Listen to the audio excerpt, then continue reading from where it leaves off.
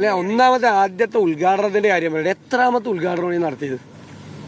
ആദ്യം മുഖ്യമന്ത്രി പോയി സർവേ ഉദ്ഘാടനം, രണ്ടാമത് നിർമ്മാണ പ്രവർത്തന ഉദ്ഘാടനം, 3 പാറ പൊട്ടിക്കൽ ഉദ്ഘാടനം.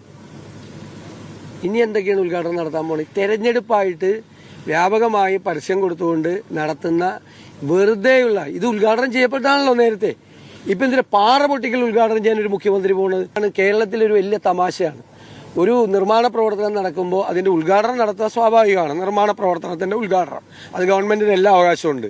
പക്ഷെ ഇത് ചെയ്തത് പാറ പൊട്ടിക്കൽ ഉദ്ഘാടനം. തെരഞ്ഞെടുപ്പ് ആയതുകൊണ്ടാണ്. തെരഞ്ഞെടുപ്പ് പ്രഖ്യാപിക്കുന്നതിന്റെ തലയാഴ്ച നാണമുണ്ടോ? അല്ല, മുഖ്യമന്ത്രിക്ക് നാണമുണ്ടോ ഈ 3 ഉദ്ഘാടനത്തിന് പോകാൻ വേണ്ടിയിട്ട്? ഇനി രണ്ടാമത്, ഞങ്ങളന്ന് പറഞ്ഞത് അന്ന് എൻവയൺമെന്റ് ഇമ്പാക്ട് അസസ്മെന്റ് ഇല്ലാതെ ഈ പരിപാടി നടത്താൻ സമ്മതിക്കില്ലെന്നാണ് പറഞ്ഞത്.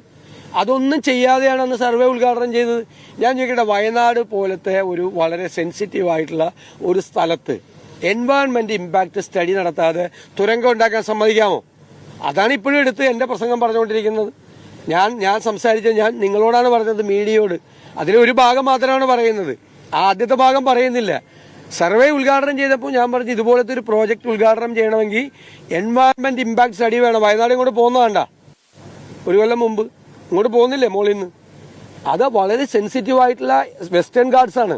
അപ്പൊ അത് പാരിസ്ഥിതിക പഠനം, ആഘാത പഠനം നടത്താതെ ഈ പണിക്ക് പോരെന്ന് പറഞ്ഞു. എന്നിട്ട് അതിന് വികസന വിരുദ്ധനായിട്ട് ചിത്രീകരിക്കുന്നത്. അത് CPM പച്ചക്കള്ളങ്ങൾ പ്രചരിപ്പിച്ചുകൊണ്ടിരിക്കുകയല്ലേ വ്യാപകമായി.